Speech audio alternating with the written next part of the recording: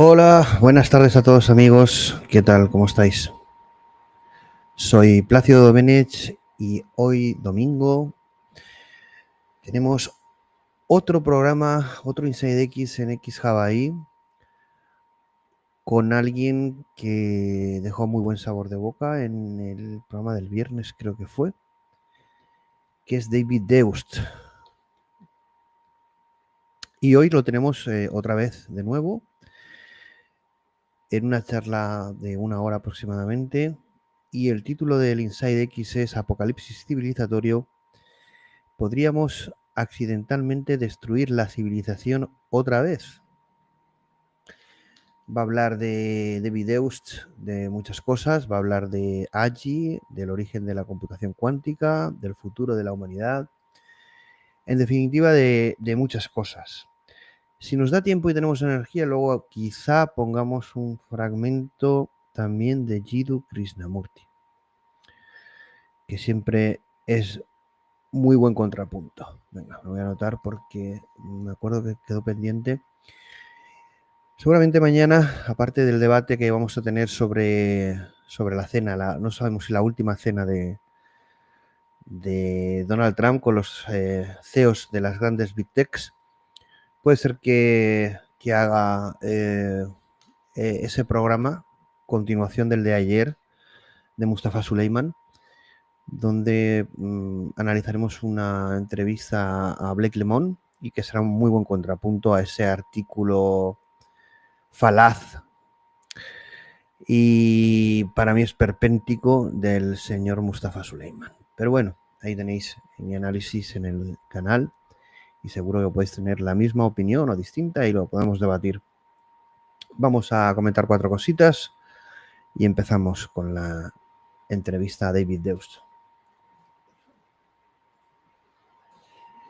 Bueno, nada, recordaos también lo que os he dicho antes. El viernes tuvimos esta charla, La era de las máquinas conscientes, de David Deustch, y entiendo que será complementaria. No he visto esta, no he visto ninguna de las que suelo ver con vosotros, pero esta que vamos a ver del apocalipsis civilizatorio tampoco la he visto. Me gustó mucho y os ha gustado mucho la de La era de las máquinas conscientes. Esperamos que nos guste también mucho, viniendo de una de las mentes más brillantes de la humanidad actualmente, como es David Deustch. Dirige y presenta vuestro amigo Plácido Doménech, Espí. Gracias por acompañarme, gracias por estar ahí. Ya veo que estáis entrando en el chat. Los sábados y los domingos suele haber menos gente, pero se va animando. Disculpad también una cosa con el tema de los horarios. Suelo publicar que es a las 3:30, luego a las 4:30.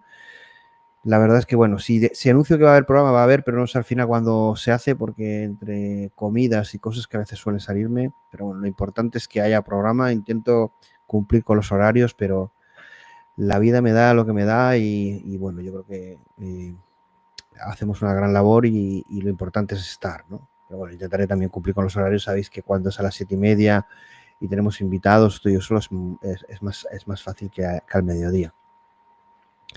Este contenido es un programa de la comunidad de Inteligencia Artificial y Ciencias transversales de habla hispana, xHUB.AI. Vamos a tener muchas novedades en septiembre, importantes y de impacto. Ya os las iré anunciando, sucederán en septiembre. Este programa está transmitiéndose por X, por YouTube, por LinkedIn, por Rumble, por Kik, por Twitch. Meta, sabéis que lo siento, pero no. Se ha hecho muy amiguito de Donald Trump. En la cena salían muy juntitos y comentando y riendo. La verdad es que la mentira tiene las patas muy rápidas y olvidadizas, ¿no? Ayer salimos por TikTok, nos devolvieron la posibilidad del directo, hoy nos lo han vuelto a tumbar. ¿Por qué? Pues no lo sabemos, chicos. Ya directamente desestimo un canal como TikTok. Me hace reflexionar qué tipo de políticas siguen estas grandes plataformas para banearnos continuamente de esta manera. Llega un momento que es desesperante. Al final lo que pretendemos es que estos contenidos lleguen a la mayor cantidad de gente posible y siempre encontramos cositas de estas que la verdad es que nos desesperan. La gente que nos sigue en TikTok o nos ha seguido en TikTok, lo sentimos. Creo que no lo voy a intentar más.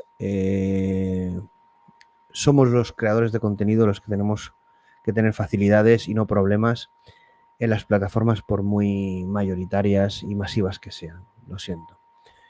Sigue aún el sueño, que veremos si podemos realizarlo, de tener nuestra propia plataforma, nuestro propio contenido y ser nosotros dueños de lo que hagamos. Dueños y responsables, obviamente. xHUB.AI, canal YouTube. Si os gusta lo que vais a ver, lo que estáis viendo, podéis poner me gusta, compartir, sobre todo comentar, suscribíos, como os he comentado en el canal de YouTube o en las plataformas de podcast que estamos en todos. Acabamos de publicar el podcast de ayer en todas las plataformas. Sé que nos seguís mucho por podcast, en el coche, en la ducha, cocinando, en el gimnasio, paseando. Un saludo para aquellos que nos escuchéis a través de podcast. 5 años llevamos ya. La voz de la inteligencia artificial con pensamiento crítico. Veo cada cosa por ahí. Estoy reflexionando de qué podemos hacer para que la gente entienda el valor de determinadas cosas y el poco valor de otras, pero cómo gusta el circo y el esperpento y los debates de cuñados. Pero bueno, lo accesible suele triunfar más que lo que aporta realmente valor o lo que aporta realmente diferencia o te explota la cabeza o te hace pensar, te hace reflexionar, te hace darte cuenta de cosas o tomar conciencia. Lo tengo claro desde el primer día que empezamos. No vamos a cambiar en ese sentido. Vamos a intentar más y mejor. Siempre mejor que más, pero una vez conseguido mejorar, también la cantidad es importante. Y la transversalidad, ¿no? De muchos temas, formatos, contenidos. Está pendiente también el tema de formación, el canal de ingeniería que quería abrir, pero estoy viéndolo. Y va a llegar, pero no os prometo nada. Igual que el kit, estoy trabajando también en el kit por cerrarlo. El kit, el Agentic AI Kit, que no se llamará así, pero bueno, básicamente va a ser un recopilatorio de documentación alrededor del GenAI, pero sobre todo del Agentic AI. Cuando esté disponible os lo anunciaré, no se ha olvidado, y es una cosa que sí que estoy trabajando y vamos a publicar. Si queréis uniros al Discord, al servidor de Discord de la comunidad de xHUB.AI, simplemente me enviáis un mensaje directo a un correo y estáis dentro. Todo gratuito, noticias, cursos, libros, debates, actualidad, opinión. Bueno, la comunidad de xHUB, somos ya más de 500 miembros, vamos para 600. A ver si podemos, no creo que lleguemos a 1000, pero yo creo que a 600, 700 sí que podríamos llegar a final de año, que sería un número muy interesante para una comunidad como la de xHUB.AI en Discord, ¿no? En WhatsApp, que es mucho más fácil conseguir bonitos números que no significan absolutamente nada. Si os ha gustado lo que habéis visto, pues podéis apoyarme a través de Buy Me a Coffee o a través de PayPal, a esa dirección, o a través de un superchat en YouTube, o nada más. El programa que está en la cola, bueno, hay una lista de programas que intento no agobiarme al respecto. El siguiente es el de Selfish Ledger, episodio 3.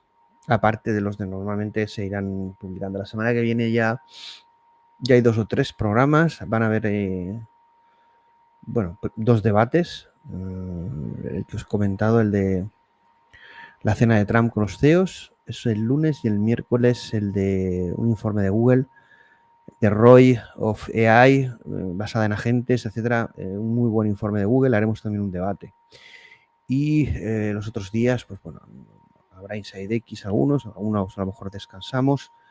Los fines de semana programas más de reflexión y están en stand-by, no, trabajando en el tema de lo que os he dicho, el canal de ingeniería, de formación y también el kit de Agentic AI. Tenemos mucho trabajo, bueno, y escribiendo HumanX poco a poco, porque así son como pinceladas de pensamientos que van conformando una visión o cosmovisión o inicio, un momento alfa de crear toda esa base, ¿no? Junto con Manifiesto X, que no lo vamos a dejar, hay que retomarlo con Larso Ibar. A ver cuándo podemos tener también a Larso por aquí. Me ha comentado que pronto volverá, también Abel, Losada, gente nueva, bueno, va a volver, bueno, en octubre grabaremos seguramente, alguien de la primera temporada, un amigo, alguien que tuvimos un pequeño rifirrafe, ya hablaremos en el programa por qué, y volverá en octubre yo creo que para satisfacción de todos, incluida la mía, también incluida la suya, pero sobre todo para divulgar desde el talento. Él es una de las personas más tops en el mundo de la inteligencia artificial, así que esto es un adelanto de lo que está por venir. Bueno, habrá más programas y más gente y iremos arrancando la cuesta de septiembre. Vamos a la charla, vamos a escuchar a David Deustch y analizar todo lo que dice. Vamos a ello. Bueno, los subtítulos en inglés, ya sabéis, porque en español no están. Depende del vídeo, a veces sí, a veces no sé por qué. Vamos a por ello. Vamos a por ello. The law of comparative advantage says that the more different you are from other people, the more valuable you are economically. That suggests that if you have an exact clone of you, you're almost not at all more economically valuable than just one of you. You wanted a unique job, your perfect dream job, and now it's the perfect dream job of a billion other AGIs, you know, in your conception. I don't think it can be like that. People are valuable because they are different. Everybody is unfathomably different from everyone else. That fact is not being harnessed enough and can be harnessed more.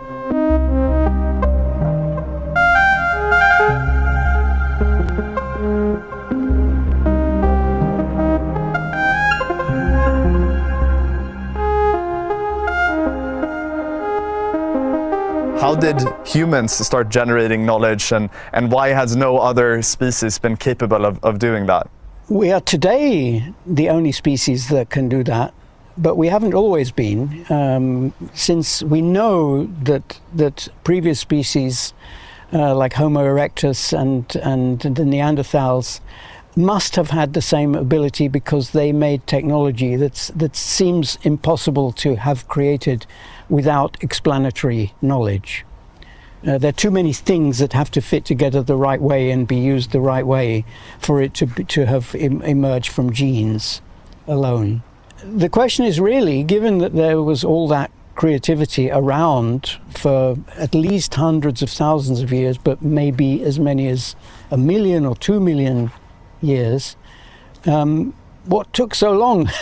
What took so long for creativity to really take off? And my rather heterodox answer to that is that it didn't evolve for the purpose for which we now use it. It evolved for something else, namely for the transmission, or better put, for the reception of cultural knowledge, memes, cultural knowledge. So many animals have cultural knowledge, but it's very hard to transmit. It involves things like mirror neurons or something, where if you do this, then the ape can also do that. But if you do a purposeful thing, then as soon as you get to any kind of complex purpose, apes can't copy it. This ability, therefore, allowed early people, humans and pre-humans, to transmit vastly more cultural knowledge, which was some kind of benefit to them. It must have been, because it evolved very quickly and larger memory capacity and so on. But it was only used for that.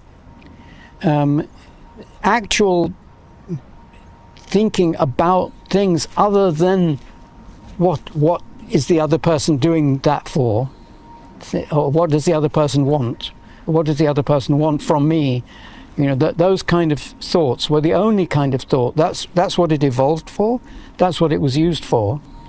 And it was very, very rarely used for something like, maybe there's a better way of making the campfire which will make it not go out so quickly. That they were capable of having those thoughts, and occasionally they did, and that's why there was very, very slow improvement for that whole time. But it was rare, and I think there's a reason why it was even rarer than I'm just saying now. So can I ask, so you're saying that creativity evolved to be able to more effectively communicate behavior? So instead of seeing many training examples, if you understood the explanation, you only needed a few examples and you could extrapolate. Exactly. That's the reason it evolved. Yes. And then humans used it for other purposes. Yes. Later. Yes, and it's the receiving part that's the difficult part.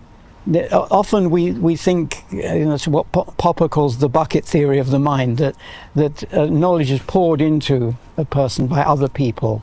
But that can't happen. The problem and the process are entirely a process of the receiver of the knowledge conjecturing what it might be and using the other person's behavior, including speaking once that evolved, as clues to what the behavior means. But even then, we never learn the same behavior from another person. We all have a different version of our native language. And is the advancement of knowledge inevitable? We've seen historically cases where actually knowledge has been degrading and hasn't been transferred properly. Can we assume that knowledge will sort of automatically progress? Definitely not. The whole process is fallible, precisely because we are general purpose explanation machines. There is no upper limit to the size of error we can make. So, including destroying our entire culture, which has happened many times in the history of humans, and I think it happened every time in the history of pre-humans. I think this is why they went extinct. Simply competing with each other, competing with humans, wouldn't make them go extinct. It would just make them retreat to some less favorable place, and then plot their revenge. I think the reason that every society, every creative society, until our own Enlightenment society, destroyed itself by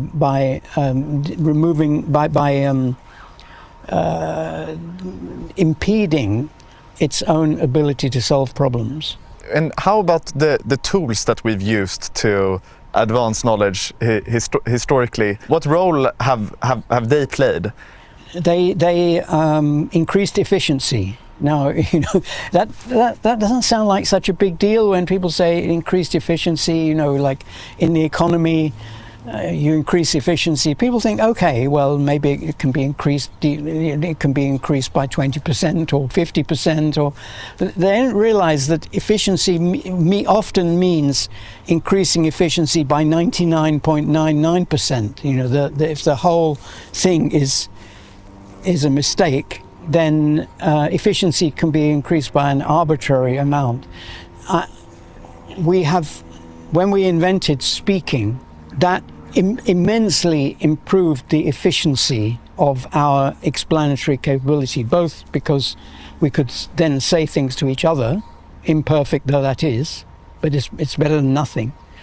And also within our own minds, we can say, well, what is the problem? If we can say that in words, sometimes it helps. And then, we invented writing and arithmetic and science very gradually. It didn't really evolve until the scientific revolution. But so these things, and now recently, we've invented computers and the internet, and there's this famous quote by Einstein, which I don't know where it comes from, but something like, he said, "My pencil and I are more clever than I." And it's the same with my computer and I don't know how to do without my iPhone now, and yet I did for the first half of my life. I can't remember how I did that. So now we've got LLMs, which are helping us to become more efficient, to work depending on, I think I work maybe twice as fast in writing than I used to before LLMs, and very useful. I keep saying that an LLM is nothing like an AGI, and people think I'm down on LLMs. I think that they're going in the wrong direction. No, they're going in a great direction and will go further, I think and hope. But it's not the AGI direction. It's almost the opposite. And so as we think about applying AI to advance knowledge. It feels intuitive that at some point we'll go sort of for the AlphaGo moment, where we've done imitation learning, and then through reinforcement learning we can go beyond the existing human knowledge. And the big difference, if we talk about also the tools that the systems can use, it's actually quite slow, the knowledge transfer in humans. You have to create a good explanation. That explanation has to be adopted and built upon, and so on. With AIs, we could, or AGIs, we could basically be running millions of instances of that system, and it could immediately start building on the ideas and explanations of other systems. Shouldn't this radically accelerate the rate at which we can discover new knowledge? Oh, sorry, I should have switched that off. Hang on.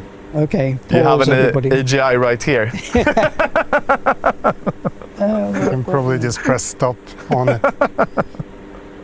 You said that AGI will be an enormous improvement in our ability to make progress. So I have to give two different answers, one for AI and one for AGI. So for AI, yes, I think the rate of progress, if we use it sanely, will be greatly increased by AI, by LLMs, and by maybe other forms of AI that might be invented, just as it was increased by the invention of printing and computers and the internet and the World Wide Web and all. It will. I see it as that kind of improvement, and it can improve and therefore cause an even greater improvement. But AGI, if you're talking about the rate of improvement of new ideas and the increase of actual knowledge as opposed to just the spread of information, as all these other things did, I think there's a bit of a misconception there, because I don't see any reason why having AGIs around is any better than having humans around. We already have billions of humans, and most of their creativity is already going down the drain. It's not being used for creative purposes, at least not creative purposes that will increase human knowledge. I think, society could improve further until the whole world is doing the same sort of thing as the population of Oxford University is doing, let's say. I mean, low bar perhaps, but but at any rate, it's a bar. And there are several kind of misconceptions, I think, to me it seems that there are misconceptions in the way you frame the situation.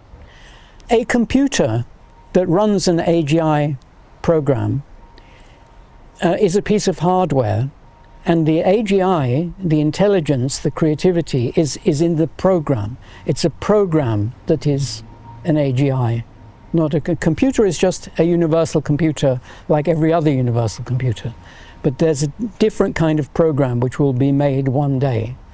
Now, we're used to thinking that, if you have one copy of something, if you have one copy of Microsoft Word, you can make a billion, basically at no cost, because everyone will download it onto their computers. And the problem is to stop them doing that. But for an AGI, each AGI is a person.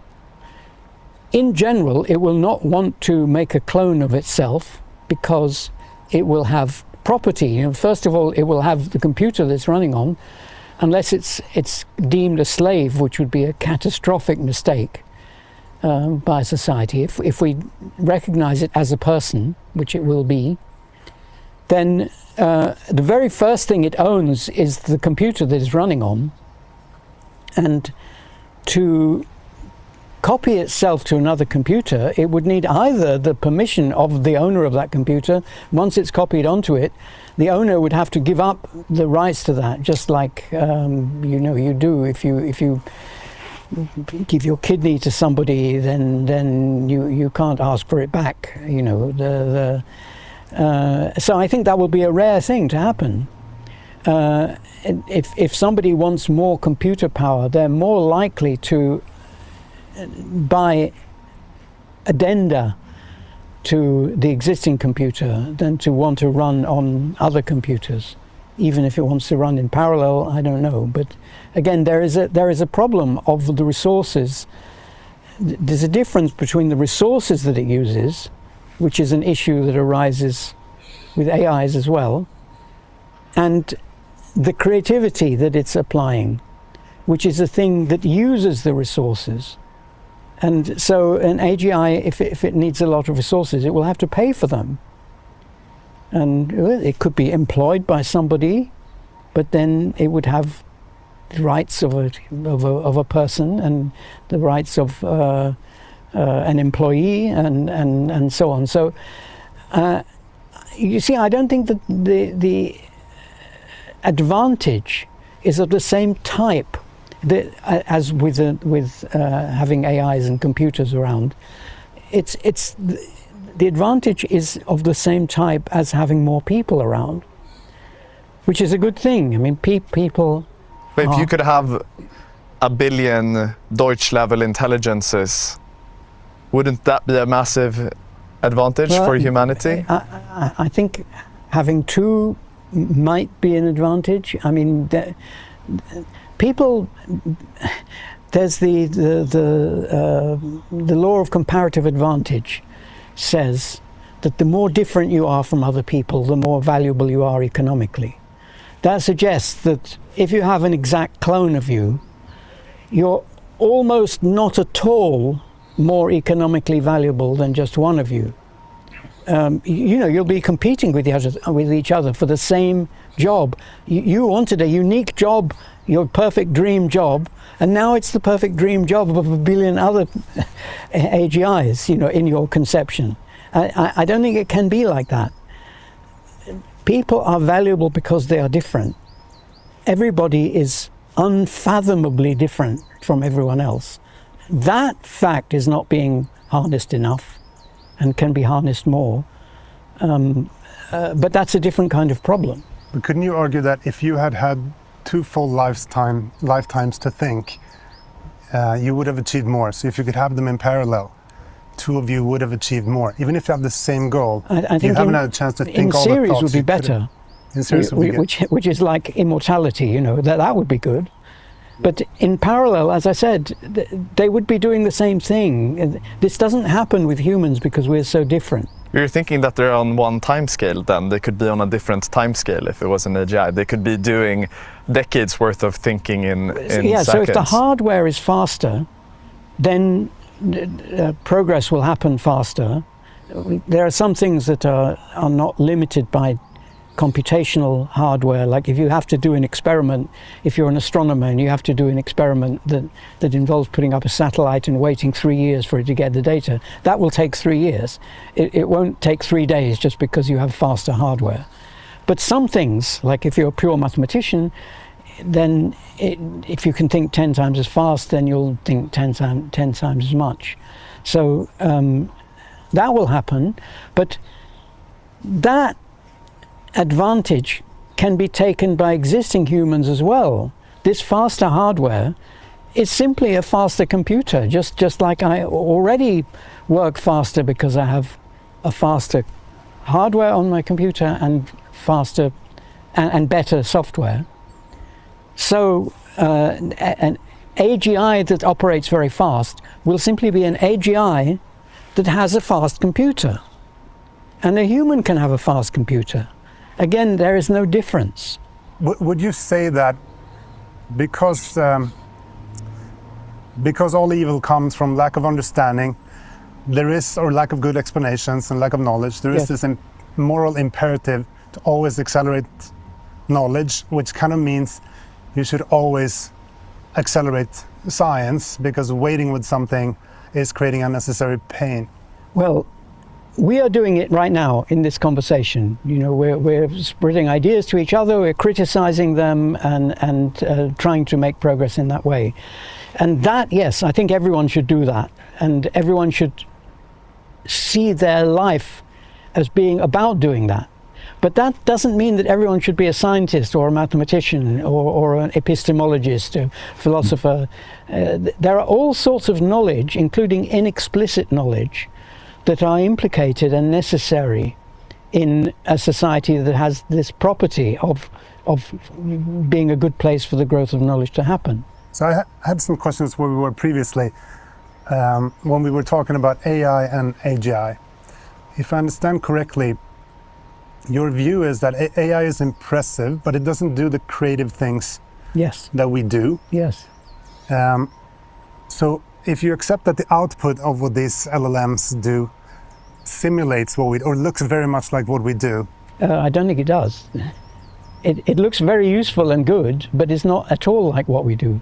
But in some sense, in some Turing test sense, you cannot fool many people to think that it was a human who did it. So it looks an awful lot like that. But it does, but it looks an awful lot like intelligence, at least. Turing never intended his game that he described to be a test of AGI. It was part of an argument for people that didn't think AGI was possible to prove to them by what does Dennett call it, the intuition pump, by an intuition pump that that their view is not self-consistent. But I think he would have accepted right away that there can be things that aren't AGIs that fail the test, and there are things that AGIs that pass the test. Sorry, the other way around.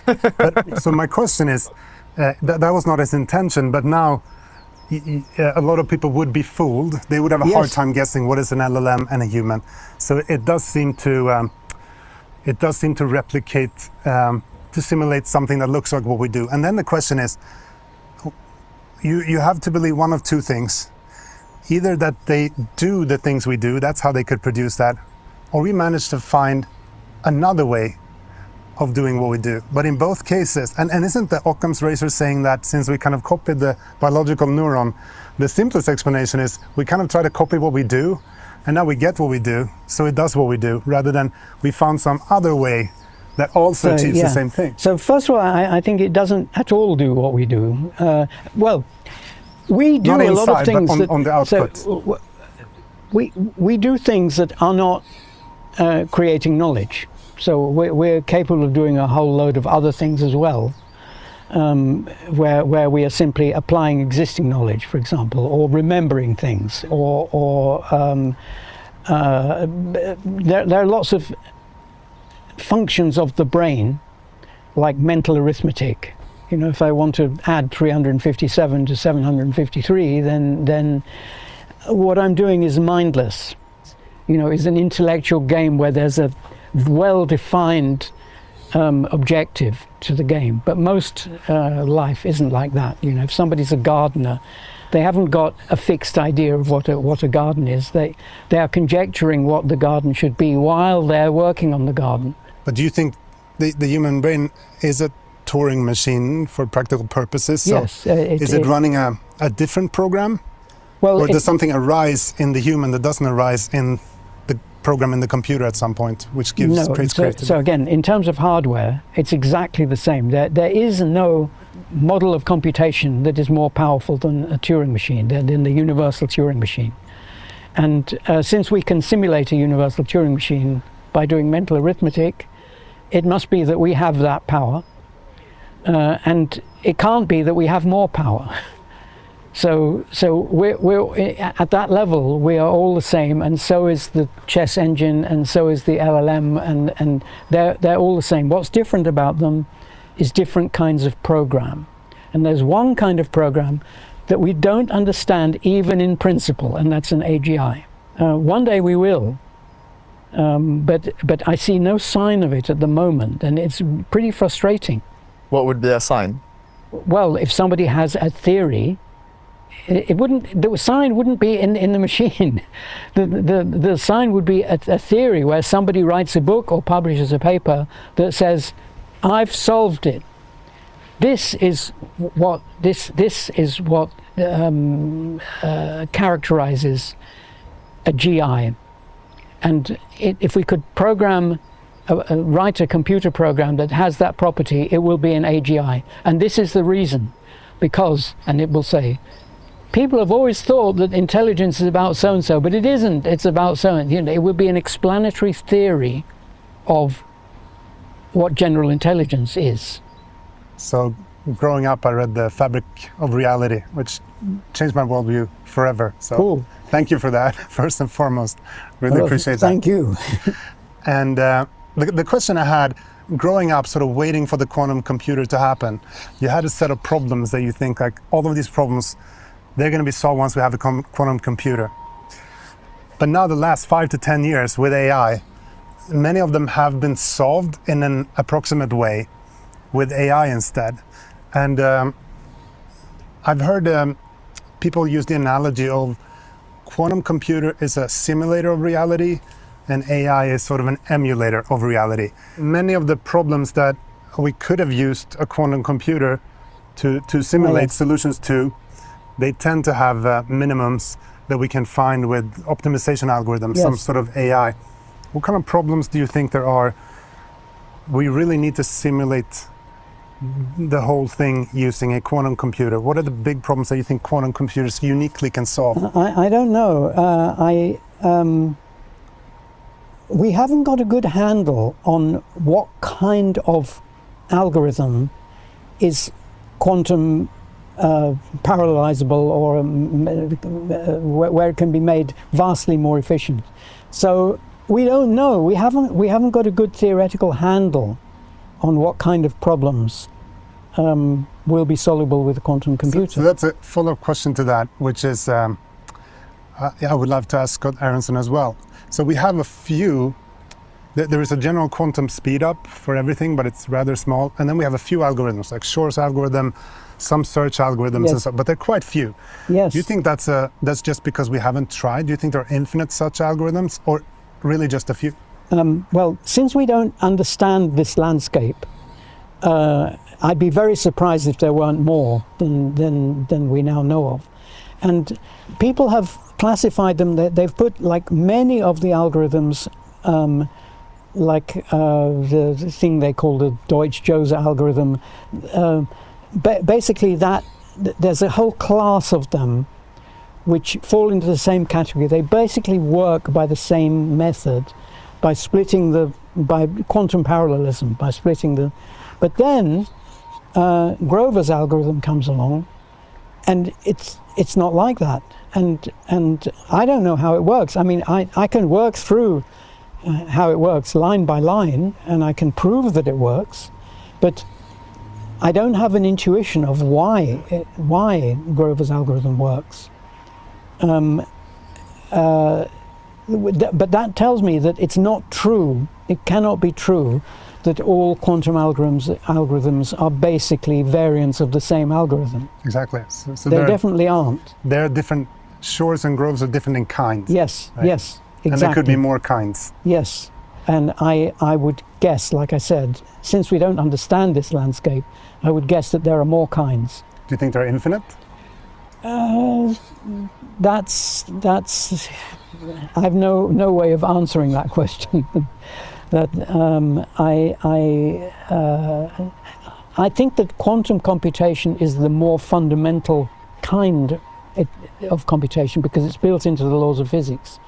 A classical computer, Turing kind of computer, is based on making physics do what it doesn't like doing. So you could say that there are almost like three categories of usefulness for quantum computers. One could be minimization problems, and it turns out AI is pretty good for minimization problems. Then you have where you want to really simulate quantum mechanical systems. Then you still need a quantum computer. And then you have these sort of weird cases of Shor's and Grover's, yes, where for some reason you can use entanglement or something for completely new algorithms. Yes. And there may be many of those. Yes. So there's hope for, and that may be the biggest use for quantum computers. There's quantum cryptography, which was the first ever use of quantum computation, and so because it's only one qubit is involved, so we can already do it. So Google has been working on quantum computers for some time, and now Microsoft has come out with topological states, and they're saying we may have quite large-scale quantum computers in a few years. So switching to quantum cryptography may actually have to happen pretty soon. What are your thoughts on this? As soon as quantum cryptanalysis was invented, basically Shor's algorithm and similar algorithms, classical cryptography became obsolete. If it depends what kind of cryptography. If you're encrypting your ATM transaction, then it may not matter that somebody in 10 years' time can read it. But for some things, like state secrets and where you want to keep them for a long time, you really need quantum-resistant classical algorithms. And I think that, I mean, people are already working on that, as you probably know better than I do. I think that that's a thing that's going to have to come into its own. Quantum cryptography is already quantum resistant. So that the only thing that needs to be improved there is practical things like making it faster, making it more robust and that kind of thing. Although, as I also said long ago, there's no such thing as cryptography that is secure against somebody looking over your shoulder. So a lot of the problems of data security are not to do with cryptography. They're due to kind of more fundamental things about information and about knowledge, which have to be solved in other ways. So it seems quite likely that security agencies across the world must have been recording secrets for some time now. Yeah. And there would be this moment of revelation. Could be. I mean, depends how much computing power is needed. Like, you know, if you make a quantum computer with 500 qubits, it may not be enough to process large amounts of data. But yeah, it will happen. Has like recent advancements changed the timelines in which you think quantum computing could be really useful? I don't know, because I'm not a hardware person. When I read about quantum computing hardware, I'm just a layman. Like, you know, I read the stuff on the internet and so on, and they're always very hopeful. So they always say, you know, we've cracked the principle of the thing, and so now all we have to do is scale it up. But that's where the problem always is. But you know, I'm very impressed with what the recent things that have been done, but I'm not even qualified to judge them. I have never done practical physics, and I don't think I'd be good at it. I think you're more qualified than most, to be fair. One question I had was, you're certainly familiar with the cellular automata and Game of Life and so forth, and maybe Stephen Wolfram's work. What are your thoughts on this notion that the universe could be running on a Turing machine, and quantum mechanics would be something that we perceive on top of this what he calls a hypergraph, or some other automaton or theory? What do you think the universe is computational at heart, right? But in the opposite way around from what that theory says. So I think the way the universe is computational is that it seems to be built, wrong word, built of course, but it seems to be built such that there can be computers, universal computers made in them, which means that it's totally amazing that the laws of physics are such that a single machine, the set of all the possible motions of that single machine, is the same as the set of all possible motions of any machine, including the whole universe. So this is universality inside the universe, that a part of the universe can mimic or simulate or emulate the whole thing. And with quantum computers, that's even more so. It is even more amazing that the universe has this property. Now, that's the sense in which the universe is computational, that it admits the existence of computers inside itself. Now, once you go the other way, you think, well, maybe there's a computer outside the universe, and that could be simulating us.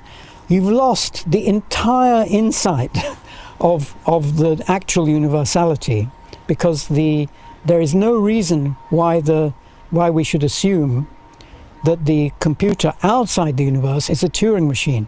We know that the Turing machine property is a special property of the laws of physics. It need not have been so. It's an amazing property that the laws of physics have. And to have another computer outside that, well, it's an infinite regress theory.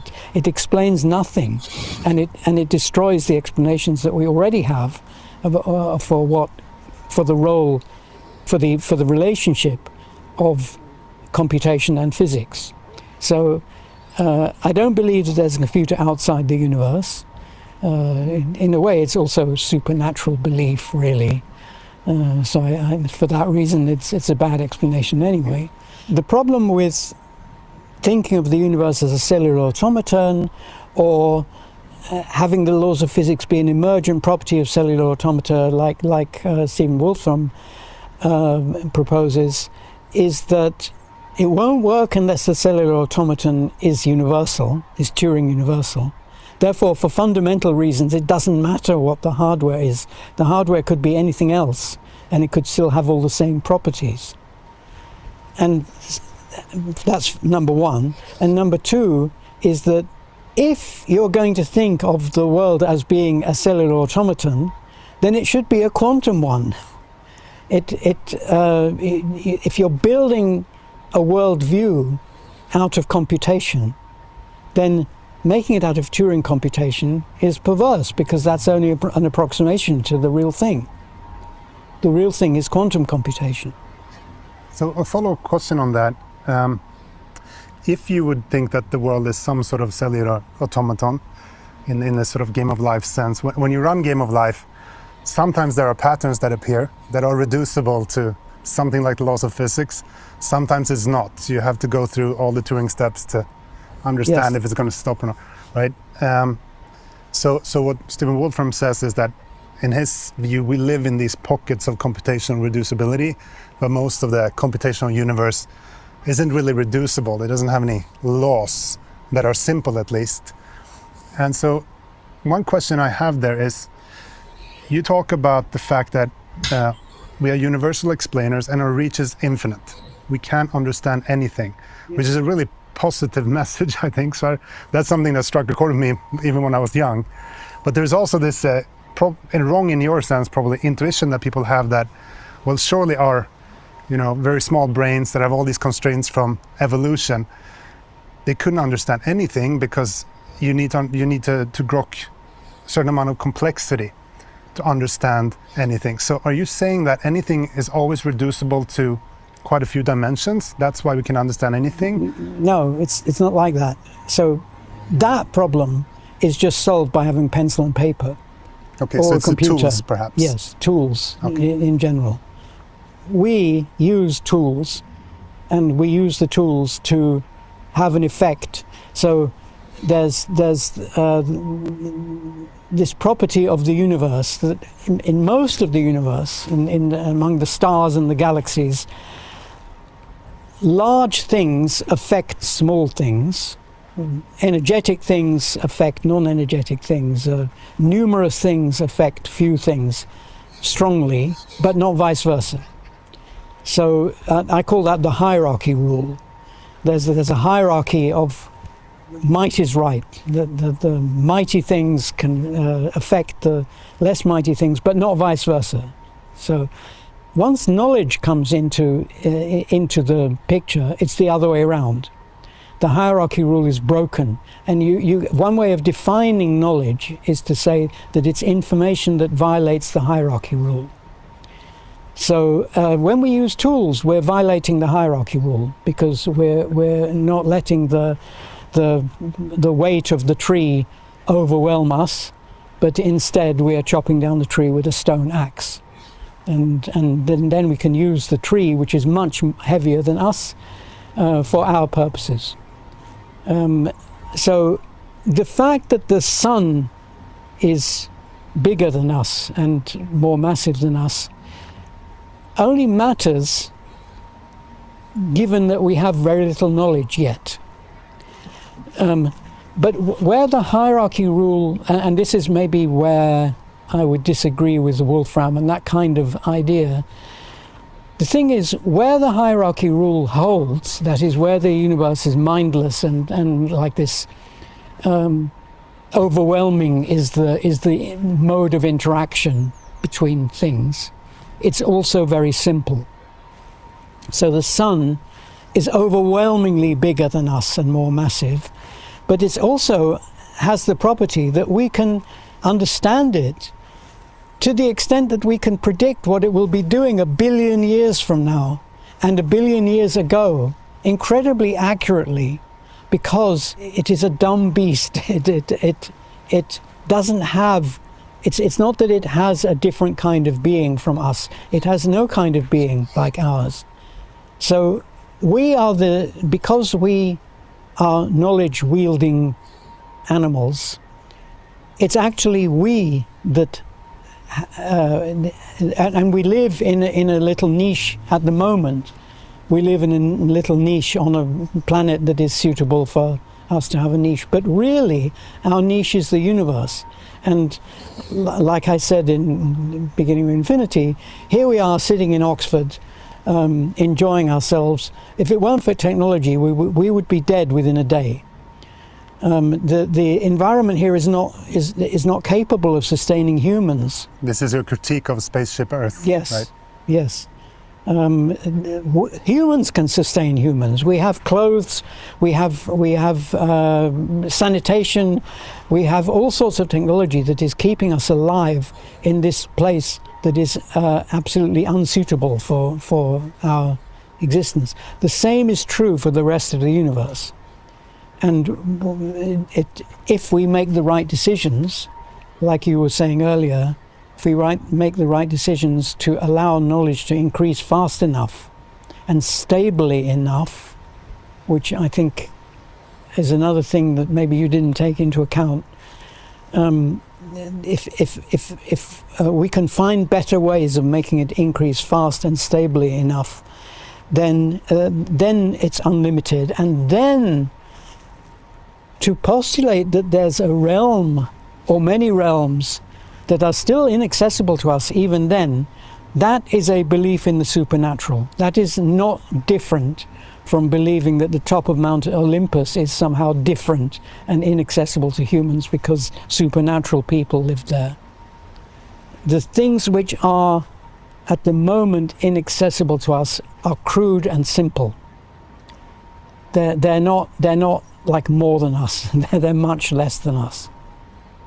What are some of the questions you most wish there was an answer to? If you could sort of answer a few questions, which would they be?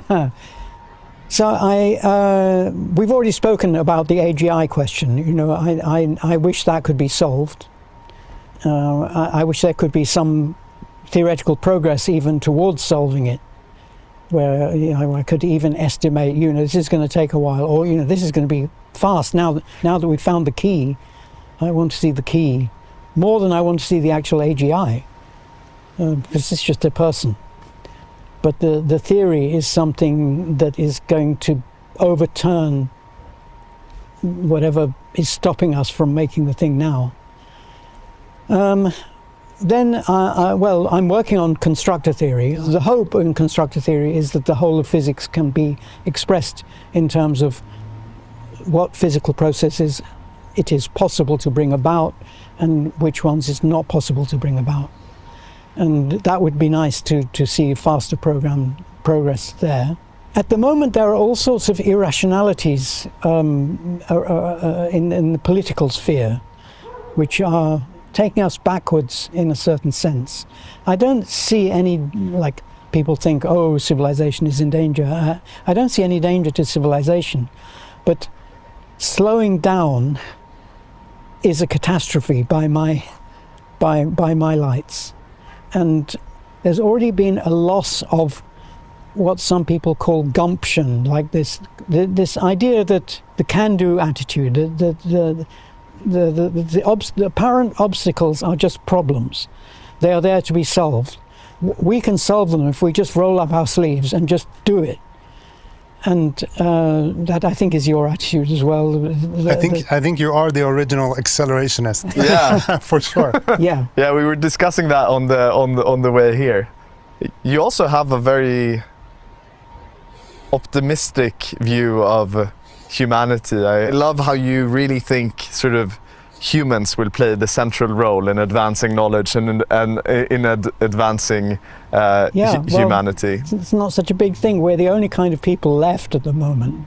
All the others have gone extinct on our planet. One day there'll be AGIs. One day we may meet ETs.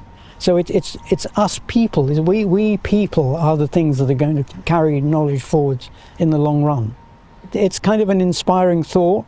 But what else is there? I mean, the only other thing is superstition or regression. There is no other worldview that makes sense.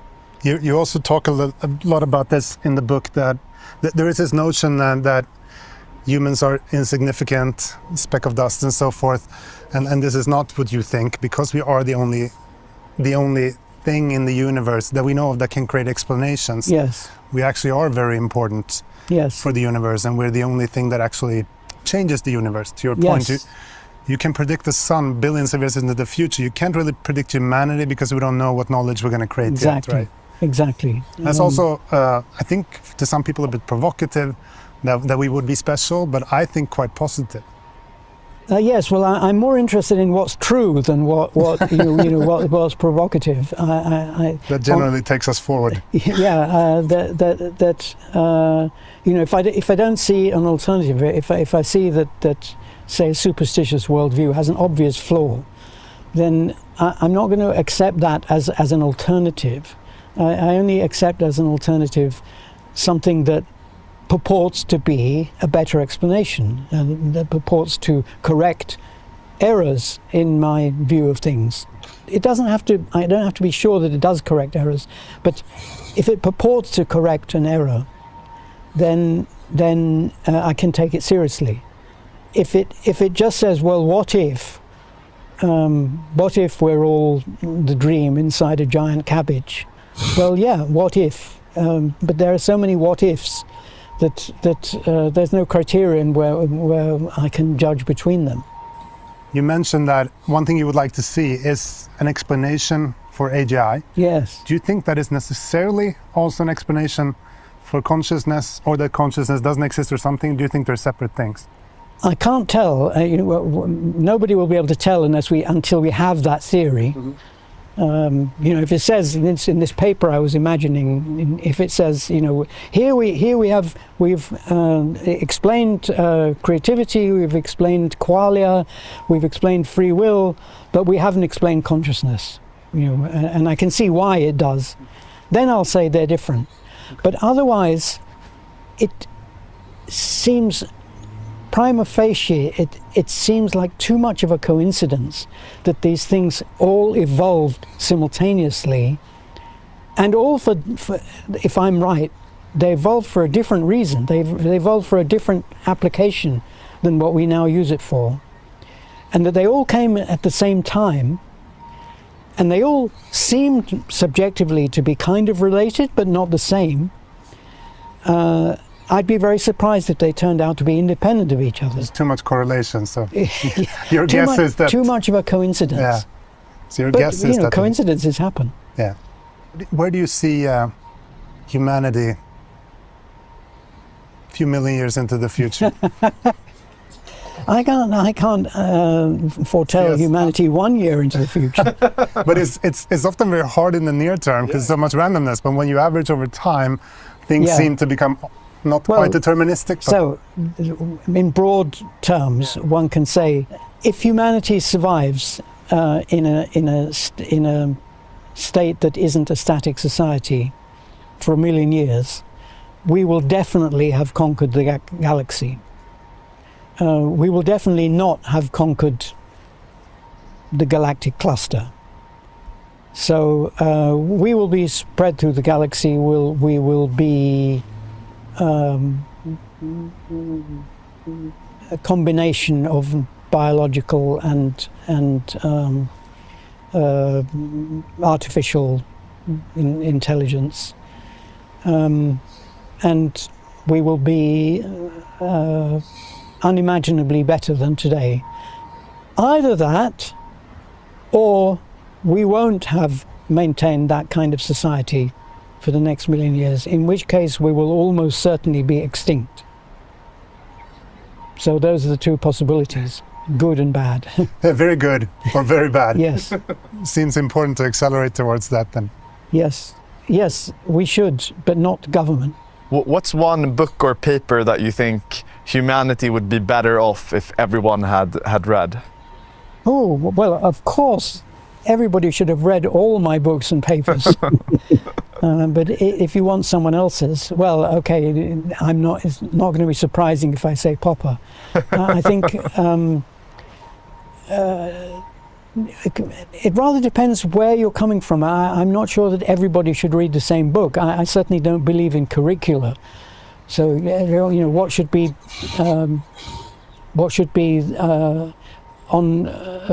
compulsory reading in all high schools? God, nothing, absolutely nothing should be compulsory reading in all high schools. But people can benefit, many people can benefit a lot from reading the works of Popper. So for the kind of thing we've been talking about, I mean societies improving, there's the myth of the framework, which is just one essay in a book also called The Myth of the Framework, but I'm just focusing on that one essay. I'm always recommending that essay to people. I go back every so often, I go back and read it again. It's only a short essay, and I read it again and get something new out of it every time. And you've done some incredible research over the course of your life that has influenced us a lot. What do you look back at as sort of the moments of the greatest joy throughout your research career? Oh, greatest joy. I mean, it's all been enjoyed. That's what I go for, you know, that's what I'm hoping to get, rather than results. I think I've got fewer results in my research than most research scientists. I think that the moment of maybe greatest amazement was when I realized that a quantum algorithm could do better than a classical algorithm. At a simple task, like the first task, it could just do two things at the same time. And you only needed to, like, if it was, I didn't think of it that way, but if you had a source or an oracle for a function, then you could make do with one consultation of that oracle. You consult it once, and you know two things about it. And it was like, this is a new mode of computation. This is something that was not envisaged. Can't be done by a Turing machine. Can't be done by the universal Turing machine. Then I thought, well, there's going to be a universality here, a new universality. So then that led me. Do you remember that moment? I remember the moment of thinking that this is a new mode of computation. For the new universality, that was more gradual. It began with a conversation with Charlie Bennett, and then it went on, because I didn't think it was going to be a big thing at first. I just thought I was just tidying up a few things. Because I had this question. You're one of few people who have known something before the rest of mankind and sat on it. How long did you sit on this? And how worried were you about getting hit by a car before you got to tell someone about it? What does it feel like to know something that you know is probably true, it's going to affect humanity, no one on the planet I'm afraid that I mean, I don't want to be run over by a car, but the effect on humanity was not why I did it or what I worried about, nor was I worried about someone else doing it first. I just did it because it's there, you know, because it was interesting. Yeah. I think it's things which are fun are worth doing. The fun criterion. Yeah, and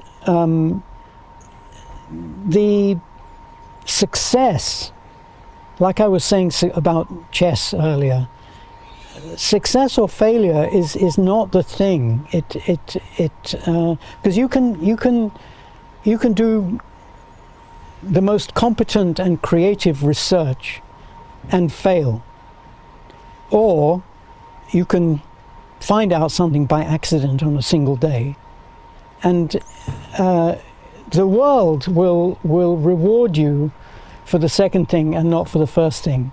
But for what it's worth doing in your own life, the first one is infinitely better than the second one.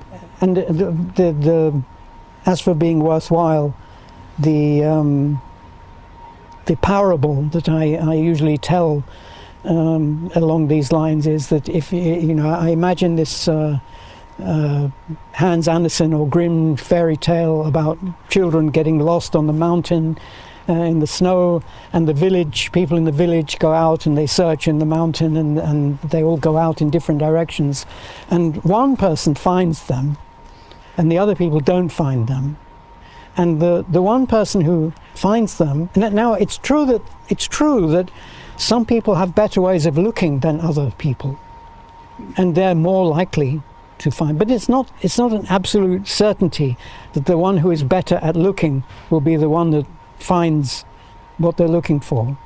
So the one who actually finds them will get the reward from the mayor and from the parents. He'll get the gold coin and so on. But he really didn't do anything different from all the other people, or as I said, they're not all identical, but how good they are at it is only loosely related to whether they will have success. And certainly in physics, I have known people who are astoundingly good at physics, but didn't make great discoveries. And I won't mention about vice versa. This is what Nicholas Taleb says about Wall Street. It's mostly survivor bias, an outcome of a random process. Some people win and they get rewarded and celebrated. That's too cynical, because if that were true, you wouldn't be able to explain the growth of the economy. Yeah. The growth of the economy is entirely caused by people who are right because of a reason. Do you think people that have more fun are more likely to do good research? Definitely. I mean, it's always seemed to me that fun is what I want in a thing, and the opposite of fun is like boredom. Yeah. I can't really do a thing if it's boring. Yeah. If I have to, then I'll get it out of the way as fast as possible. Have you had fun now?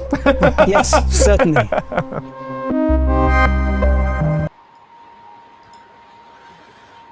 Bueno, una buena entrevista a David Deustch. He tomado notas como loco aquí. Vamos a ver, hay un montón de cosas que decir. Bueno, buenas a todos en el chat. Bienvenidos a los que os habéis incorporado tarde. Un abrazo. Vamos a ir comentando cosas.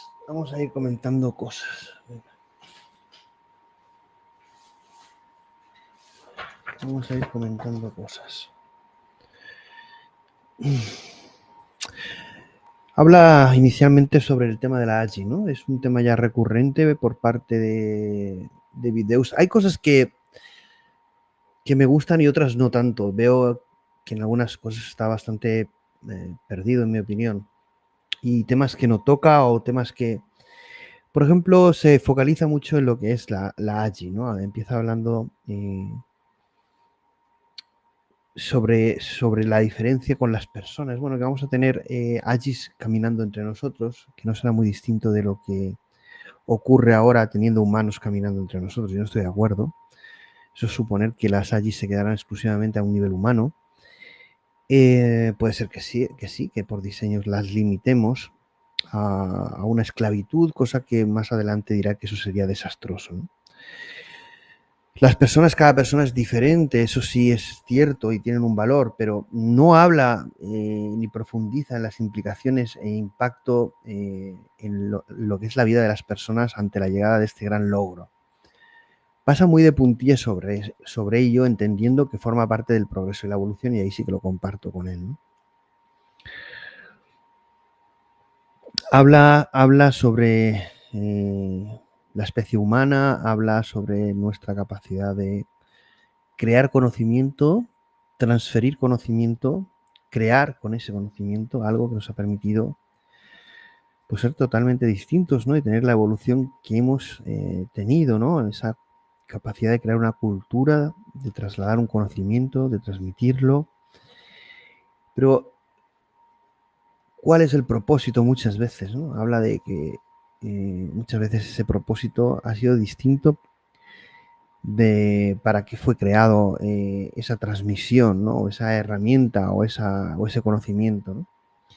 Como si hubiera un propósito meta, ¿no? Un propósito que dirige la evolución humana, ¿no? Eso lo digo yo. Habla de Popper, recomienda a Popper. No es una de mis referencias, pero evidentemente lo conozco. Y de su teoría de la mente, la teoría de la mente de Popper, poco conocida, de la teoría de los tres mundos, hablaba Popper sobre ello, donde dividía esa teoría de la mente, se dividía en tres mundos, donde el primer mundo era el mundo físico, el mundo de los objetos y de los procesos materiales, por ejemplo el cerebro, el cuerpo, la parte material, la parte física, ¿no? Luego tendríamos el mundo 2, el segundo mundo, el mundo subjetivo, el de la conciencia, el de las experiencias mentales, el del comportamiento, el de las emociones, el de los sentimientos, dolor, placer. Y luego el mundo 3 es el mundo objetivo, que sería el mundo objetivo del conocimiento abstracto, que sería ese que incluye pues todas las teorías científicas, los problemas filosóficos, todas las argumentaciones lógicas, lenguaje, etcétera, ¿no? Dice que ese mundo es un mundo autónomo, ¿de acuerdo? Bueno, dice Popper que la mente sería el mundo 2, que media entre el mundo 1 y el mundo 3. Las teorías o los diagramas que hice sobre, no sé si llamármelo mi teoría de la mente, están un poquito relacionadas con esto, pero no exactamente, ¿no? Pero sí tienen un cierto planteamiento similar. Me resulta curioso. Me he apoyado en Grok para consultarlo, ¿no? Mientras hacía referencia Deustch a esa teoría de la mente de Popper que desconocía. Habla y sigue comentando, ya lo comentó en la charla anterior, que somos los seres humanos explicadores generales, máquinas, General Explanation Machines, ¿no? Que son máquinas de explicación general, ¿no? O explicadores generales, ¿no? Pero máquinas, en definitiva, utiliza ese término, máquinas, ¿no? Habla otra vez, aunque no profundiza tanto como la charla anterior, la diferencia entre el camino y el desarrollo de la IA y el camino y el desarrollo de la AGI. A mí esto me gusta bastante porque yo creo que se van a paralelizar estos caminos, ¿no? Sí que creo que puede haber una línea de desarrollo de una AGI equivalente a la humana o a una entidad donde tenga un desarrollo paralelo e independiente de lo que serían los LLMs y todo el desarrollo que estamos viendo y que estarían de forma paralela desarrollándose y utilizándose e investigándose, ¿no? No creo que haya una única línea de desarrollo de la IA, ¿de acuerdo? Y ante esa diferenciación o separación por parte de Deustch, aprovecho para decir que yo pienso que van a haber varias líneas de desarrollo. Por ejemplo, un desarrollo biológico, el de la superinteligencia, la misma AGI con los componentes cognitivos, el de una inteligencia artificial a lo mejor más utilitarista. Me parece una idea interesante que me ha venido a la mente y que sí que pienso que va a ser así, ¿de acuerdo? Van a haber como varias líneas de desarrollo.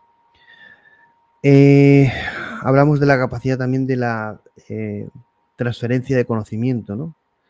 Siempre me he acordado en este punto de Hinton y sus constantes referencias a la ventaja que tienen las inteligencias artificiales para transferir conocimiento entre ellas de forma instantánea, ¿no? Cosa que no ocurre con los seres humanos y con su identidad o individualización que nos separa, ¿no? No somos capaces de compartir procesos o información, a no ser que en un futuro si somos capaces de hibridarnos con las inteligencias artificiales, integremos tecnología que sí que nos lo permita, ¿no? A lo Matrix. Con un chip ya sabemos karate. No hace falta ir a entrenar ni aprender. Ese conocimiento se puede transferir. Es algo interesante, ¿no? Se investigará el transfer learning o el transfer knowledge, transferencia de conocimiento. Es algo interesante, ¿no? Es algo que existe. A ver, aunque suene a ciencia ficción, este punto, mira, lo voy a buscar porque es por parte de un español. A ver, transfer knowledge especies. ¿Cómo se llama el español este? Que no me acuerdo cómo. Transfer knowledge learn, no. Es que no me acuerdo cómo se llama.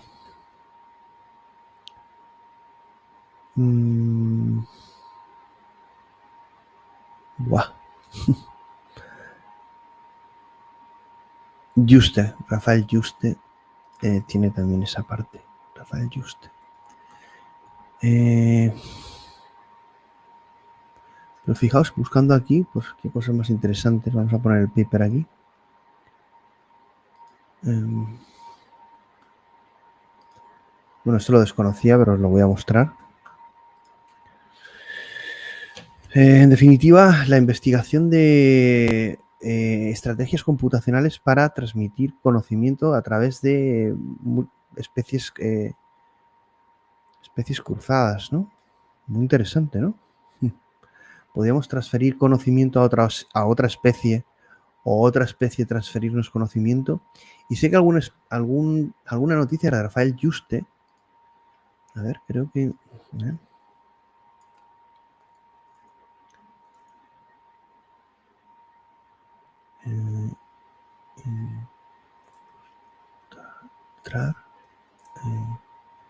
pensamientos. Es que está... ¿Cómo se llama? Ilustrar. Insertar. Bueno, ilustrar. ¿Qué he dicho? Ilustrar.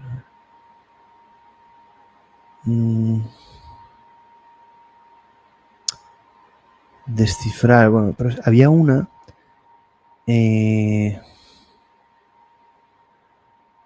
Bueno, independientemente de los pensamientos, era que habían, a ver, creo que entre un pulpo y un ratón. A ver. Creo que es esta, fijaos. Creo que es esta.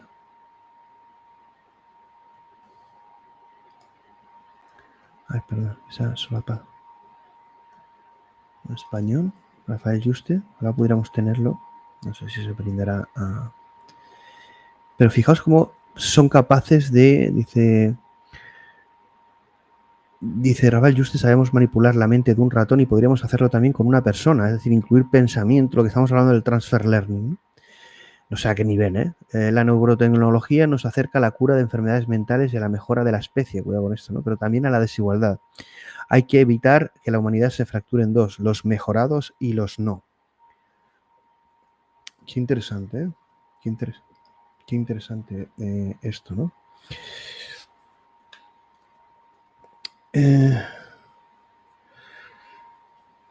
A ver. Bueno, vuelve a comentar el tema de las AGIs caminando entre nosotros como algo positivo. Habla de respecto a la inteligencia artificial en general, que la inteligencia no es el hardware, en definitiva es el software, y lo mismo ocurriría en nosotros, ¿no? Evidentemente, aunque tengamos una vinculación con el embodiment, con el cuerpo, y exista una inteligencia física que nos permite interaccionar, la inteligencia real no está en el hardware, sino está en el software. Eso es algo que es fácil de entender, pero que pronto se olvida. Para mí, la inteligencia está en el software, no en el hardware. No se necesita un embodiment. Habla de si vamos a esclavizar a estas nuevas inteligencias artificiales y que sería el gran error de la humanidad. Lo suscribo. Que las vamos a equiparar a estas AGIs a personas. Lo suscribo. Dice que evidentemente estas AGIs accederán a recursos que puede ser que unas utilicen más, otras menos, y que al final ese acceso a recursos haya que pagarlo, ¿no? o las AGIs tengan que pagarlo y que esos recursos a los que acceden las AGIs y que tendrán como resultado un beneficio o una obra o una tecnología o un output, pertenecerán a los humanos. Bueno, puede ser que a los humanos o a las mismas AGIs, ¿no? No lo sabemos. Le pone un ejemplo y dice, bueno, entonces estas AGIs que podrán existir o replicarse por millones, podrían hacer en décadas lo que en segundos lo que nosotros tardamos décadas. Dice, bueno, hay cosas que sí que se pueden acelerar, evidentemente todo lo que tenga que ver con el mundo digital, el mundo computacional o matemático, pero hay cosas que dependen del mundo físico y evidentemente no. Dice, pone el ejemplo de, bueno, si necesitamos recoger unas muestras, pues obviamente tardará lo que tarde, ¿no? Interesante, ¿no? Es muchas veces esa forma de pensar que nos lleva al titular, pero no nos permite ser rigurosos, ¿no? En ese sentido. Dice, ¿qué vamos a hacer? Aquí pone un ejemplo de lo que sería el conductismo, pero dice, ¿qué vamos a hacer? ¿Lo que hacen los humanos? Dice, sí, pero bueno, lo podemos hacer igual que los humanos o de otra forma, ¿no? Distinta, consiguiendo lo mismo que hacen los humanos. Claro, eso nos llevaría a crear algo distinto de lo que somos los humanos, pero en esencia, ¿qué es lo que estamos creando o perdurando? ¿No? Porque en definitiva estamos replicando algo que vemos en el humano, lo estamos emulando más que simulando, pero si llegáramos a simularlo o replicarlo, conseguiríamos el resultado, pero no la forma. ¿Esto a qué camino nos lleva, ¿no? Habla del tema de la mente, habla del tema del cerebro como una máquina de Turing, de los diferentes software, habla de cuál sería el signo que nos permitiría decir, oye, tenemos una AGI, ¿no? Y aquí hace hincapié en que podría haber una teoría, un desarrollo teórico, que no es algo evidencial, sino algo que nosotros definamos, en que seguramente está un test para determinar que existe la AGI es que sea capaz de desarrollar un tipo de software. Eso me parece interesante, ¿no? Que sea algo autorreferencial, ¿no? Y que sea capaz de generalizarlo, ¿no? En definitiva. Me parece interesante ese concepto. Y que evidentemente no será un signo de que nosotros veamos en las AGIs como algo emergente, sino algo que nosotros, como teóricamente, vamos a determinar. Fijaos, esto me gusta mucho. No esperemos que la AGI diga yo soy una AGI. Vamos a ser nosotros quienes determinemos ese marco, ¿de acuerdo? Habla de la computación cuántica, ¿no? Habla de que la computación cuántica al final simula la realidad, mientras que la IA la emula, ¿no? Esa diferencia de la conexión física. De ahí la importancia, ¿no?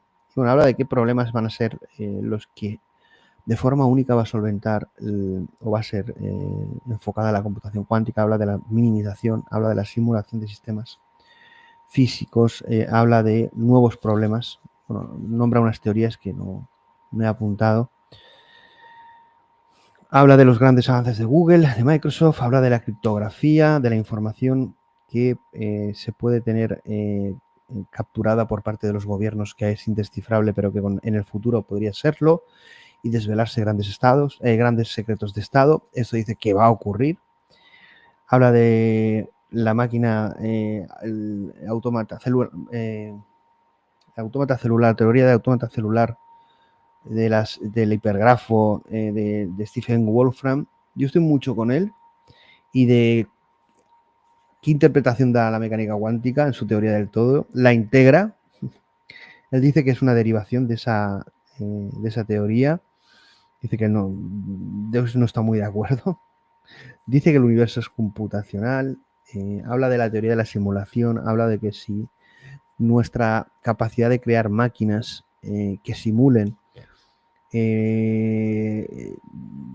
casi que evidencia que esta teoría de la simulación o de la generalización como cualidad o propiedad del universo nos permite casi validar que es así, pero si nosotros estamos contenidos en una máquina, no sabemos tampoco si esa máquina sería máquina de Turing, pero bueno, al final dice que bueno, ahí podemos estar hablando de en qué nivel de simulación estamos, cuál es el propósito. Nunca se meten, fíjate, este es muy a los Roger Penrose, cuando son muy cientificistas, aunque David Deustch se aleja a veces de estas aproximaciones, pero no abordan determinados temas, no se meten porque, claro, todo lo que sea, además lo ha comentado, ¿no?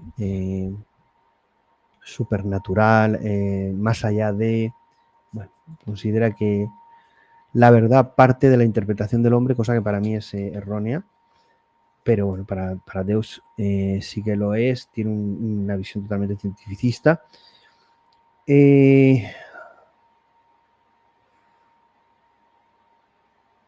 Habla que la realidad es la computación cuántica, bueno, evidentemente del juego de la vida, habla de los cerebros, de los límites del cerebro, hablan del debate de comprender, somos capaces de comprender cualquier cosa, ¿no? Habla de la comprensión del sol, habla en cierta manera de lo especiales que somos, ¿no?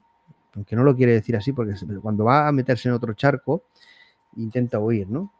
Habla de, esto es muy interesante, de que los humanos no estamos adaptados a la Tierra, es decir, no es nuestro hábitat natural, tenemos que utilizar herramientas y tecnologías para poder sobrevivir. Lo declaran como el aceleracionista original, ¿no? Evidentemente, Deustch es uno de los defensores de si podemos hacerlo, lo haremos, cosa que se lo compro, con ese propósito raro del que habla al principio, ¿no? Habla de la explicación de la AGI, de la explicación de la conciencia, habla de que evidentemente determinadas propiedades como la inteligencia, la conciencia, incluso términos como qualia o libre albedrío, la evolución de estos conceptos ha venido ligada o vinculada o correlacionada temporalmente, cosa que es mucha casualidad, aunque dicen las casualidades también existen. Y eso nos debería hacer pensar sobre la evolución de estas cualidades que parecen separadas, pero están muy relacionadas entre sí, ¿no? Habla que en el futuro vamos a conquistar la galaxia, habla en lo que piensa él, evidentemente, no tiene una bola de cristal, pero yo aquí esto se lo compro. Habla también de la integración entre biología e inteligencia artificial, transhumanismo, que yo llamo humano X, humano aumentado, el merge. Habla de mejoras, evidentemente, en la vida. Habla de una sociedad diferente, una nueva era humana, que es la que yo hablo también en el libro, en lo que estoy escribiendo de Human X. Y esa es la buena opción. La buena opción es la expansión del ser humano, la evolución del ser humano a cotas inimaginables. La otra opción, y no existe una tercera, yo creo que ahí se lo compro, es la extinción. ¿Qué recomienda? Pues todos sus libros, que yo también recomiendo. La fábrica de la realidad y otros, a Popper. Y esto del Myth Framework, ha comentado un ensayo que dice que es muy corto, que es el mito del framework. Yo no lo he oído, lo leeré. Voy a buscarlo. A ver. Es un libro de Karl Popper. El mito del framework. Ok. Pues nada,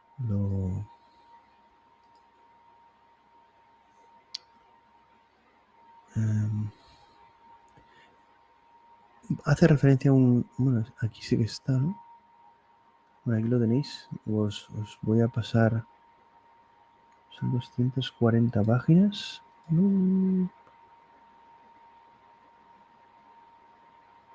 Está muy bien.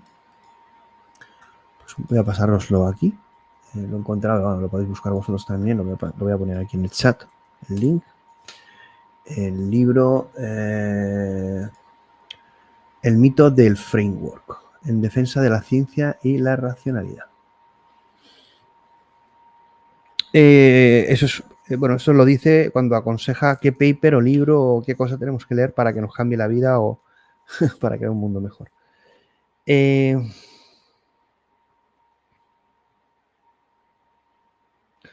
Y bueno, habla de esos grandes logros que ha tenido en su carrera de investigación y cuando ha tenido la responsabilidad de tener un conocimiento que nadie tenía y que sabía que el mundo iba a cambiar cuando lo comentara, ¿no? Me ha parecido interesante, ¿no? Y el criterio me parece muy interesante, como dice, bueno, y siempre lo que te ha movido, ¿qué es? Dice, el criterio de lo divertido. Si es divertido, si es apasionante, si me motiva, sigo, pero si es aburrido, pues no. Entonces me parece muy interesante porque es muy a los Steve Jobs, ¿no? Hacer aquello que te apasione, aquello que te motive. habéis hecho comentarios. Bueno, os lo voy a poner antes antes pongo el de Ricardo Pais, que lo ha puesto antes. Es esperanzador escuchar esto después del documento de ayer. Cuánta apertura mental, cuánta libertad, cuánto conocimiento. También, yo no estoy muy de acuerdo en todo, pero me parece que evidentemente esto es otro nivel totalmente distinto al de Mustafa Suleiman, ¿no? Que me pareció, bueno, tremendo. Miguel Ángel González Martínez hizo una metáfora de la mente humana más un lápiz como una máquina superior o algo parecido. ¿Cuál sería el lápiz de la AGI Embodiment? No, las herramientas, la tecnología. Es decir, que la AGI en definitiva pueda tener su propia uso de herramientas internas y externas. Básicamente eso, ¿no? Al final dice que no estamos tan limitados por esa proyección o utilización de la proyección de la mente en ese sentido, ¿no? Bueno, entiendo que la AGI será igual, ¿no? Es decir, podrá proyectar su inteligencia en la realidad a través de la creación de tecnología y herramientas, ¿no? Vamos a ver, venga, quedan 7 minutos y está bien. Vamos a acabar con una pequeña charla de 7 minutos de Jiddu Krishnamurti sobre el futuro de la humanidad. Y así lo vamos a contrastar con, bueno, con lo que ha dicho. A ver. ¿Por qué no se ve? Es que tiene que pasar algo con el.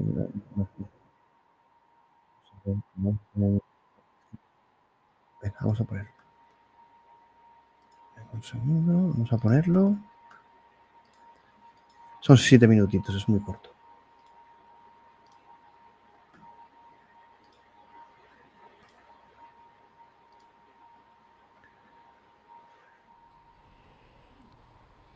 The last question. What is the future of mankind?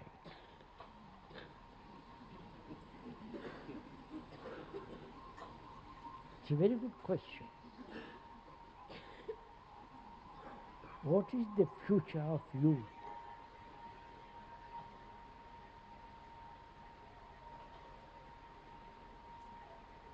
What is the you who are mankind? What's your future? As we now are living, which has been the continuity of the past, right? Continuity of wars, hatreds, divisions, the ugliness that is going on, the brutality, everything. If humanity continues that way, and that is you, continue that way, there is very little chance of survival, right? Obviously, if every country in the world is preparing for war, right? They are.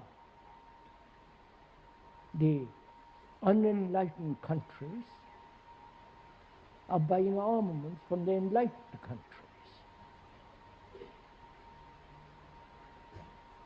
Those who are highly civilized, like Britain, France, America, and so on, they're supplying armaments right and left to everybody. Because industry is becoming necessary to supply arms, right? So their economy depends on it. So the continuity of war, destruction is guaranteed.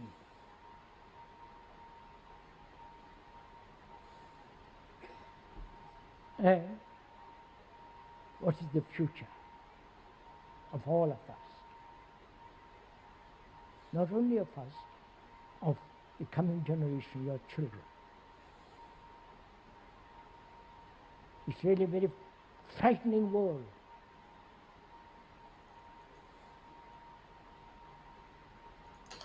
You may talk about all the rest of the things we've talked about. Gurus and followers and all that silly stuff. But this is a tremendous problem. If we go on as we are going on, we are bound to end up in a catastrophe of some kind. And if you accept that, it's all right. If that's what you want, it's perfectly all right.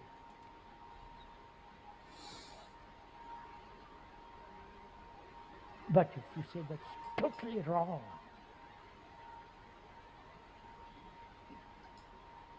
it's totally unholy to kill another for whatever cause, for whatever reason, for your honor, for whatever reason, to kill another is the denial of the most holy. The dog agrees.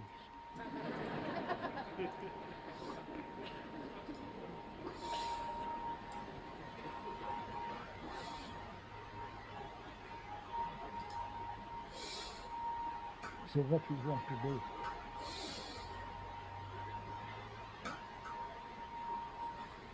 It's really a very serious question.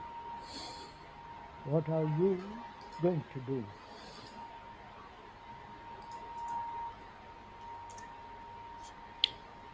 Because whatever we do is going to supply help on us. On the politicians' level, and the politicians' function is to keep isolation going. My country first. They have no global relationship. They have no idea of that. Right? That we can exist, we can only exist on this earth when we treat the earth as ours, all of us. Not British, French, German, or the rest of it. No. You perhaps and we realize this.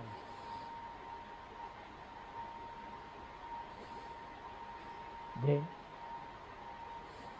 will it affect the whole consciousness of mankind if I really, and if you and I really, deep,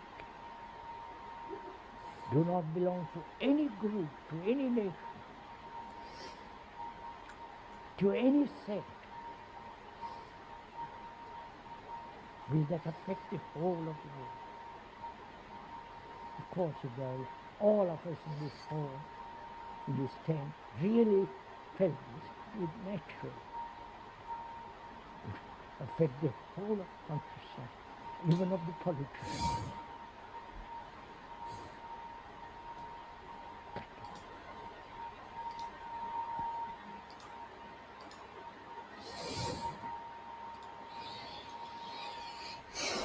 Bueno, como siempre, muy elevado Jiddu Krishnamurti hablando del futuro de la humanidad. El futuro de la humanidad, que es el futuro de cada persona, ¿no? Y habla que evidentemente ese futuro es la continuidad del presente y ese presente también continuidad de un pasado, pero la importancia del presente y que hay un riesgo de supervivencia, obviamente, cuando realmente todos los países están pensando en guerra, cuando los países iluminados y avanzados como Francia, Inglaterra, Estados Unidos, es un vídeo que tiene un cierto tiempo, suministran armas a los otros países pensando en guerra y evidentemente esto les ayuda y condiciona a su propia economía, ¿no?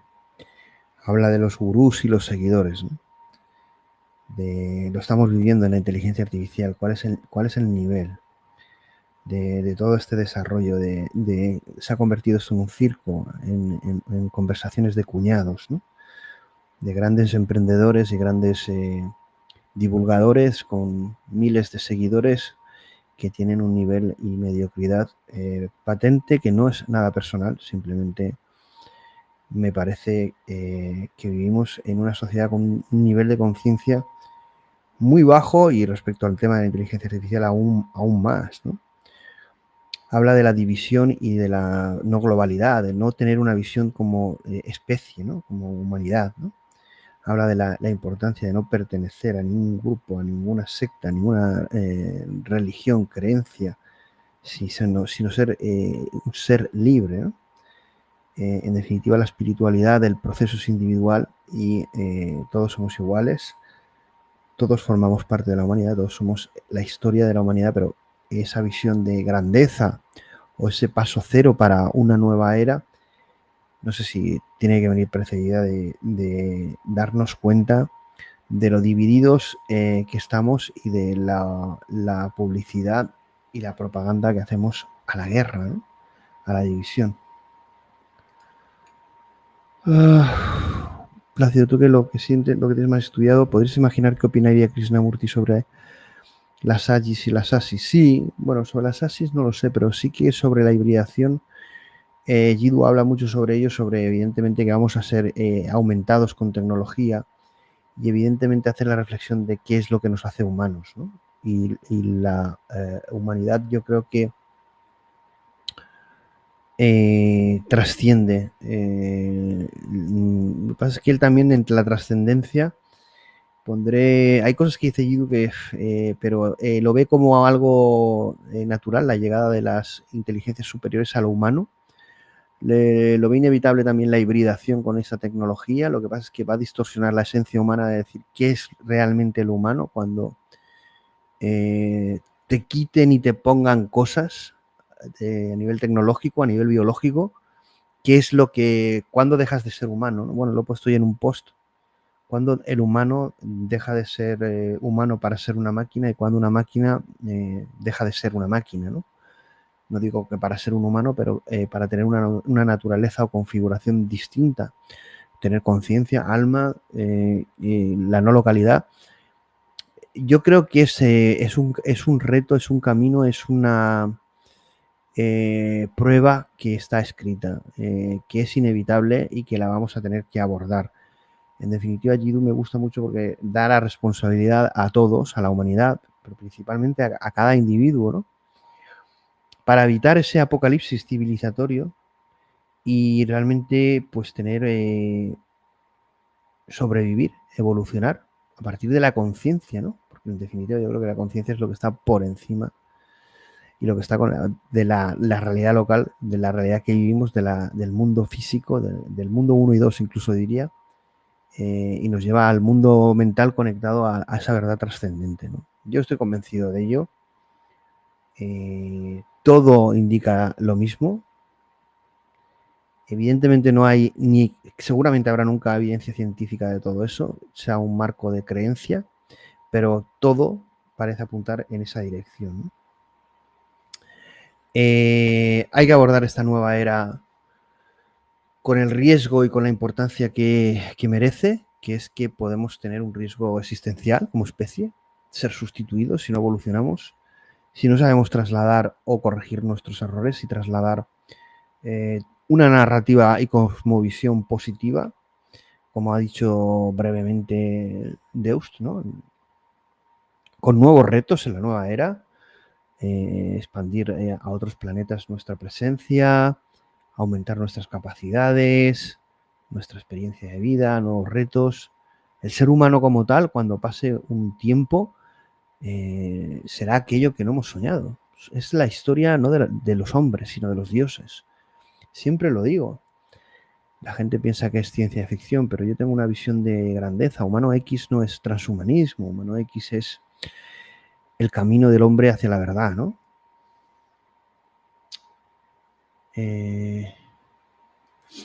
A ver, abogado del diablo dice, yo creo que hay que aceptar que la evolución humana sigue, pero ya no librada tanto al azar, sino guiada y controlada, y eso incluye la hibridación con la tecnología. Sí, es algo inevitable, muy peligroso, donde se producirán grandes desigualdades, habrá muchos problemas, no sé si habrán especies, como se comentaban, a lo mejor aparecen 6 especies o 6 ramas humanas de especies distintas aumentadas y luego solo queda una por selección natural. No lo sabemos, pero vamos a eso fijo. Vamos a una vida totalmente distinta.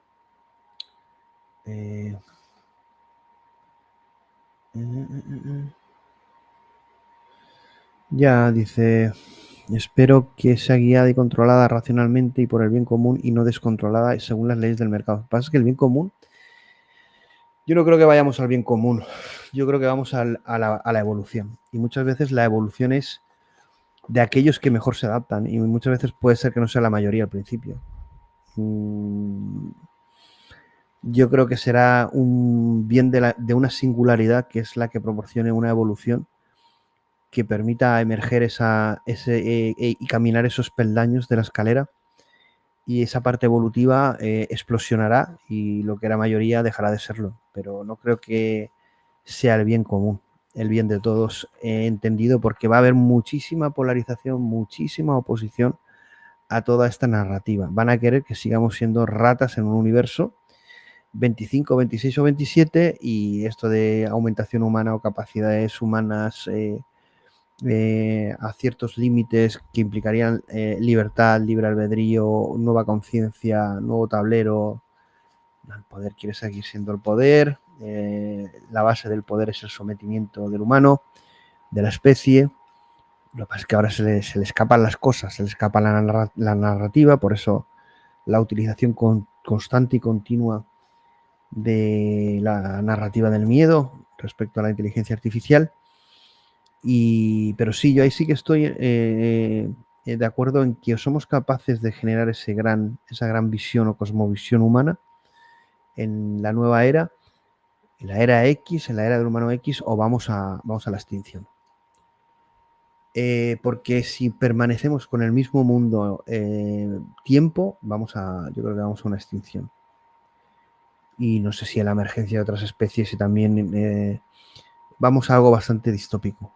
Yo creo que estamos en el punto de tomar conciencia y elevar nuestra visión de nosotros mismos y de la especie y de la vida, y trasladar un proceso evolutivo en una dirección, y si no lo vamos a pasar muy mal o game over. Se acabó la historia, se acabó el cuento. O somos capaces de reaccionar o bye bye.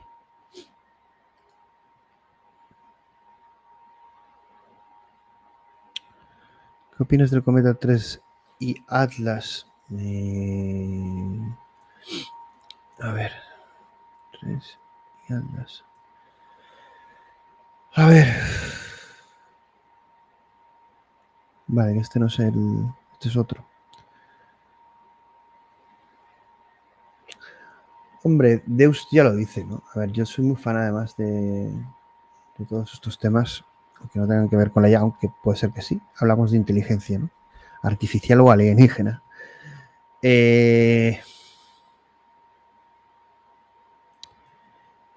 Yo creo que además David Deustch lo dice, ¿no? Dice que vamos a conquistar otros planetas y conocer otras inteligencias, ¿no? Entre ellas extraterrestres, ¿no? Yo creo que van a sucederse hitos históricos o hechos importantes en la humanidad, y uno de ellos es establecer contacto con otras civilizaciones que quizá ya estén entre nosotros, ¿no?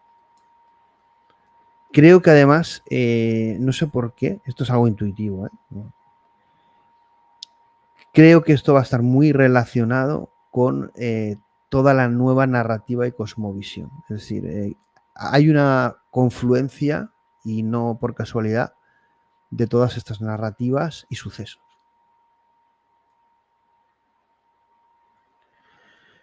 Utopía, distopía o extinción. Evidentemente algo se extinguirá. Para mucha gente, más que una utopía, será una distopía.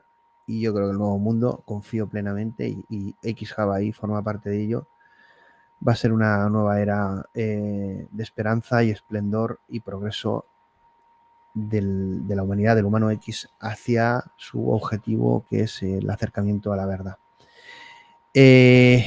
Yo creo que ha sido un buen programa, hemos tenido de todo. Ya, ese es otro aspecto, ¿no? Que es, bueno, existe software o incluso algunas especies son robots o inteligencias artificiales claro, ¿cuál es la naturaleza ontológica? Claro, os recomiendo la película Moon. Si no la habéis visto, Os recomiendo esta película, que no os quiero hacer spoilers, pero tenéis que verla porque yo estuve a punto hasta de quitarla y luego me pareció un peliculón. Moon no, la película Moon no, porque hay una que se llama Moon y esa no es, que también está bien. Moonfall creo que es, a ver. Sí, esta. Moonfall, ¿vale? Moonfall. ¿De acuerdo? No quiero deciros por qué, pero Moonfall, ¿no? Tenéis que verla. Es una de las mejores películas de inteligencia artificial. Pero es que, claro, no puedo deciros más. Y no, aunque llevéis la mitad de la película y digáis, esta mierda que es, que tampoco es eso, no es una mierda, ¿vale? Pero diráis, ¿esto qué tiene que ver con inteligencia artificial? Os tenéis que esperar, tener paciencia. Ver la película entera y me lo agradeceréis. Porque va muy relacionado con los últimos comentarios que habéis hecho en el chat. Primado negativo. Amigos, yo creo que ha sido un muy buen programa de domingo, casi 2 horas. David Deustch, mañana Trump y el grupo de nivel intelectual alto, de un IQ alto. Os espero a todos mañana y empezamos la semana.